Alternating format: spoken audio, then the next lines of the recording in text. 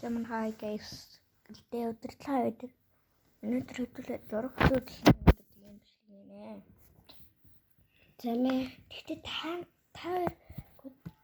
та бид тэр ягаад нэг subscribe like таадаггүй. Тэг за манай за гайг бааж мөхтитэн агаа инжи зүү.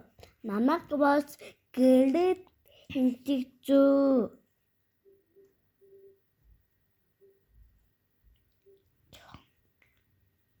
Тэгээд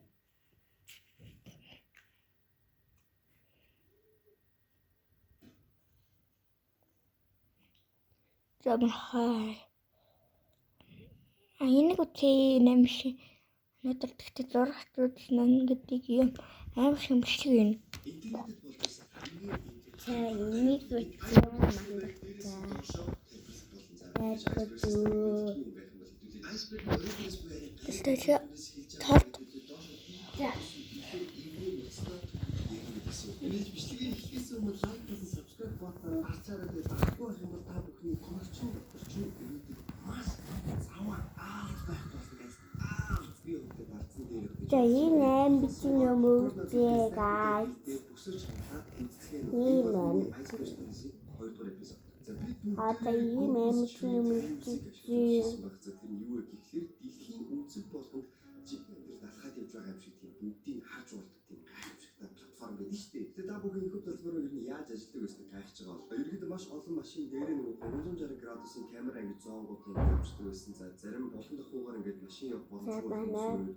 Энэ гэж аваад ингэж зүгээр яваад алхаад яг нэг бичлэг ингэж аваад. Дайгаа уураа боддог зоригчийн би орооса боцаа. Дэлхийн гайхамшигуудыг ойроос харж үзсэн гэж мөрөдөж ирсэн. Бас асуудал. Эсвэл амьтнуудын зохицууд, сатанчуудын цуглаа, санаандгүй бичигдсэн гинт хэрэгүүдийг харахыг хүсэж байсан. Тэгвэл та бүхэн зөв бодлоо ирсэн. За, тэгэхээр энэхүү Мексикийн нэг хотын жирийн нэг гудамж юм шиг мөртлөө эргээд хараад явбал яагаад шинэ хаусыг blur хийсэн бэ? Яагаад юм бэ? Яг street view-ийн дүрм журмаар мэдээж blur хийх ёстой зарим нэг зүйлүүд байдаг. За чинь гадуур явж байхад ёс бус үйлдэл хийж байгаа нэг хүмүүс байна гэж одоо дайны зарим нэгэн баазнуудыг ингээд нууцлах хэрэгтэй. Тэднийг бол мэдээж ингээд ойлгож болохоор тодорхой шалтгаантай байдаг байхгүй юу? Гэхдээ хойд солонгос жишээ яагаад Google Street View дээр юу ч байхгүй байдаг үлээ? Үгүй мэдээж хойд солонгос болсон хойно улс төрийн талаас нь одоо ингээд улс тойргийн бүс нутгийн мэдээллийг хатуу нууцлах хэрэгтэй байдаг болохоор одоо би тийм ч амархан хойд солонгосоор зүгээр л уцаараа аялах боломжгүй харамсалтай.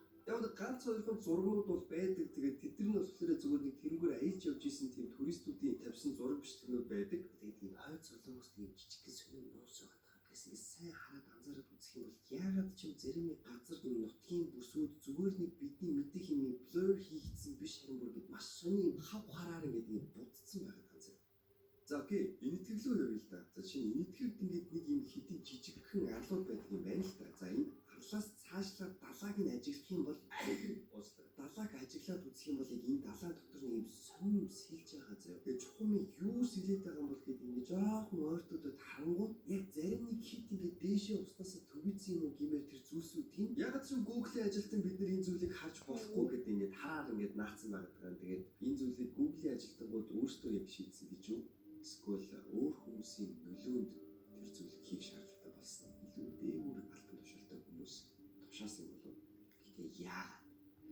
Юу тэгж нууцлаад байна? Энэ сонин хад дүрсээр хаасан хэсгүүд ингээд map дээр бүр ингээд баггүй амар их байдаг юм байлээ. Зүгээр миний асуумаар байгаа асуулт нь яагаад бусад зүгээр газруудыг blur хийсэн шиг зүгээр тэгж blur хийж болохгүй байгаа. За байж байгаа юу ч гэсэн хэдүүлээ буцаад нөгөө нэг Мексикийн гудамжлоо очицгаа. За нөгөө нэг учир битүүлэг сонир blurдсан байсан хаус яагаад ч blurдсан байсан шүү дээ. Тэгээд лүдэ цаг хугацаагаар аялаад нэг Google-ийн өмнөхийн зурагтай version руу ингээд очих юм бол нөгөө хаус руу харах юм бол blurдаггүй байдаг. Тухайн цаг үеийн зурнаас хэдүүлээ асуултынхаа хариултыг маш тодорхой авдаг. Тэр учир битүүлэг сонир хаусын зөв рүү харах юм бол